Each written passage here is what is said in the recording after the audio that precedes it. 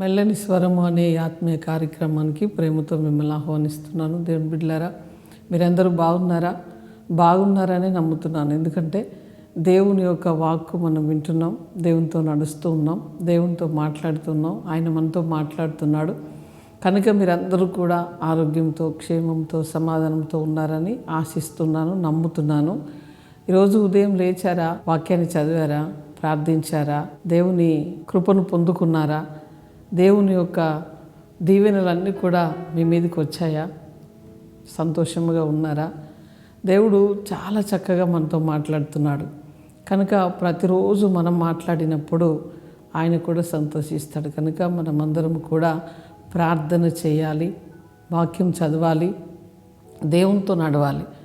దేవునితో నడిచినప్పుడు మన జీవితం చాలా అద్భుతంగా ఉంటుంది. ఆనోకు 300 సంవత్సరాలు కూడా దేవునితో నడిచాడు. మనుషులతో కాదండి. మనుషులు మనలాగానే కుటుంబం ఉన్నది, పిల్లలు ఉన్నారు, అన్నీ ఉన్నాయి. కానీ దేవునితో నడవడం ప్రాముఖ్యంగా పెట్టుకున్నాడు. ఆయన జీవితం ఒకానొక రోజు ఆ శరీరముతో దేవుడి దగ్గరికి కొనిపోబడ్డాడు. కనుక ఈ రోజుల్లో కూడా యేసుప్రభు రాకడలో ఉన్నాం, చూస్తున్నాం. పరిస్థితులన్నిటిని కూడా సమీపముగా ఉన్నాం అనే మాట మనకు వినిపిస్తూ ఉన్నది. దేవుడు త్వరగా రానై ఉన్నాడు అని వింటూ ఉన్నాం. ఒకవేళ ఆయన ఈరోజు రేపు వస్తే రెప్పపాటున ఎత్తబడే ఒక అనుభవంలో ఉండాలంటే ఖచ్చితంగా ఆయనతో మనం మాట్లాడాలి, మనం ఆయనతో జీవించాలి, ఆయనతో కొనసాగించాలి మన యాత్ర. ఈరోజు ప్రభు మనతో ఏం మాట్లాడనై ఉన్నాడు? నిర్గమకాండం 23వ అధ్యాయం 22వ వచనాన్ని చదువుకుందాం.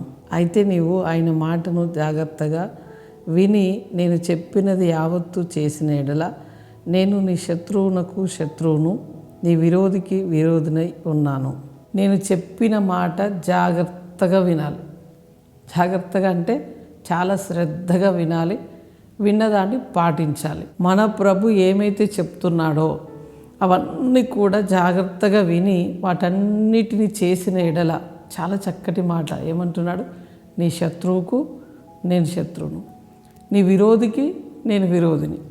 చూడండి, మనము శత్రువు అనగానే ఏవేవో మనుషుల ముఖాలన్నీ గుర్తుకొస్తూ ఉంటాయి. ఈ ఉదయకాలం అలా గుర్తు చేసుకోకండి.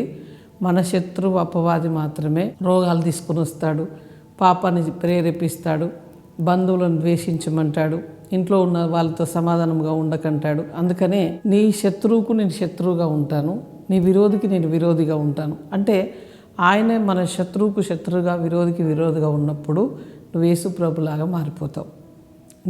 నీ జీవితం అంతా కూడా ఒక ఆహ్లాదకరముగా మారిపోతుంది. నీ పద్ధతులన్నీ మారిపోతాయి, నీ ఆలోచనలు మారిపోతాయి. నీకు ఇంకా ఏ ఆలోచన రాదు. దేవుడు నువ్వు తప్ప ఇంకా మధ్యలో ఏది ఉండదండి. నీ జీవితం అంతా సునాయాసముగా మంచి హైవే రోడ్లో, మంచి బెంజ్ కార్లో ప్రయాణం చేస్తే ఎంత సుఖవంతమైన ప్రయాణం ఉంటుందో, దేవునితో నడిస్తే అలా సుఖవంతముగా నీ యాత్ర సాగబోతున్నది, నీ జీవితం ఉండబోతున్నది.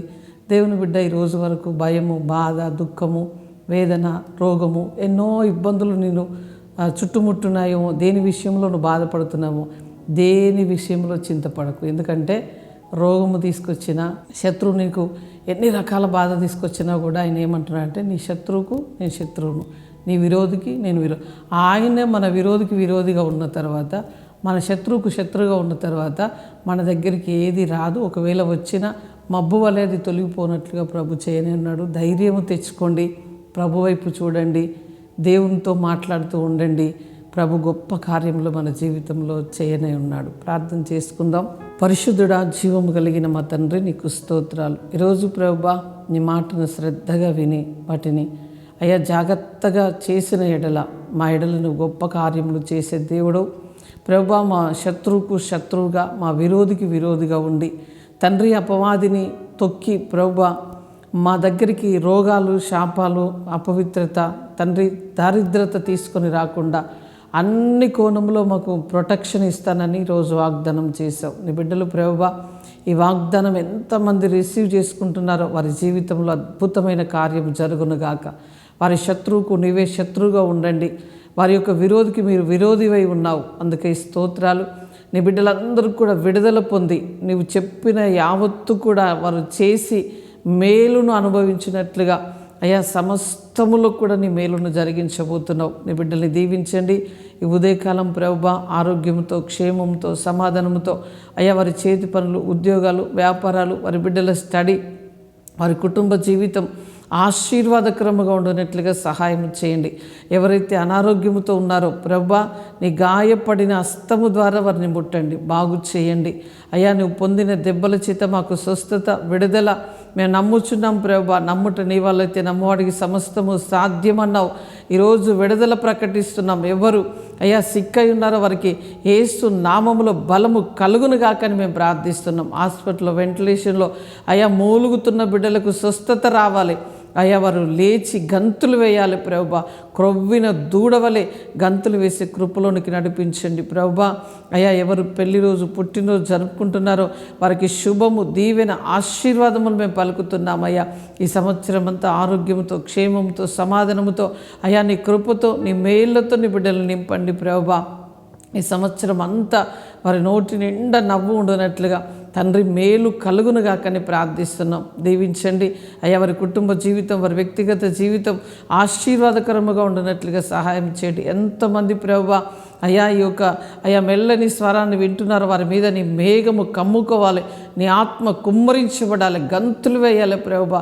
అద్భుతాలు చేయండి, రక్షణ కార్యం జరిగించండి అయ్యా. మేలుతో, కృపతో నింపమని అయ్యా నీ బిడ్డల్ని అన్ని విషయంలో అబ్రహామును ఆశీర్వదించినట్లుగా మీరు ఆశీర్వదించి ఘనపరిచి కృప చూపించమని యేసు నామంలో అడుగుచున్నాము తండ్రి. Amen, amen. Praise the Lord. God bless you.